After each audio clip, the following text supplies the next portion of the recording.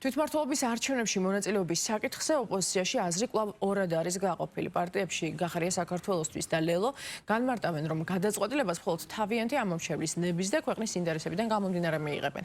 ამ ეტაპზე არჩევნებში მონაწილეობა გაცხადებული აქვს გიორგი გახარიას პარტიას, ლელო კი კონსულტაციებისთვის გარს ღიას ტოვებს. თავის მხრივ პრინციპულ პოზიციას ამ დრომდე ინარჩუნებს დანარჩენი 8 ოპოზიციური პარტია, რომელმაც არჩევნებში მონაწილეობაზე უარი წერილობითაც დაადასტურა.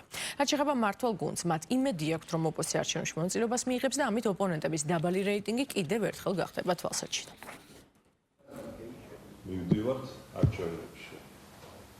ეს არის გადაწყვეტილი და ამ პოზიციის შეცვლას არ ვაპირებთ. ასევე დიდი ხანია ვამბობთ იმას, რომ ვერავინ და ვერაფერი ვერ იქონიებს გავლენას ჩვენს გადაწყვეტილებაზე. ეს გადაწყვეტილება არ შეგვიძლია, არ ვცვლით და არც მომავალში ვაპირებთ შევცვალოთ. ფოკუსი გასასწორებელი აქვს იმ პოლიტიკურ ძალებს, რომლებიც ოპოზიციური ძალების მიერ აღიარებულ კურსს და არჩეულ კურსს ღალატობენ, ხო?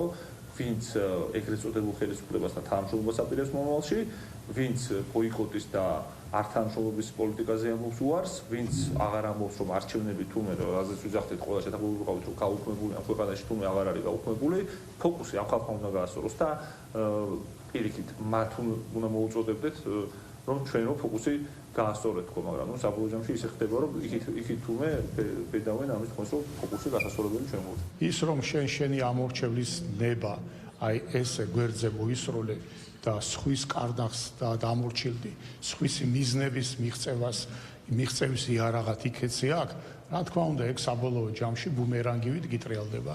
ეს შიდა რო იტყვა ეხლა არეულობა და ურთიერთდაპირისპირება სწორედ ამ ფუნდამენტალური მიზეზებიდან გამომდინარეობს. დანარჩენი ეხლა იქ არის პირადი ეგოიზმი, პოლიტიკური, პარტიული ეგოიზმი და ასე შემდეგ. ერთმანეთის გაუტანლობა და აუტანლობა. აი ეს არის ის, რაც ახლა ამ ოპოზიციის კუთხით ჩვენ სახეზე გვაქვს.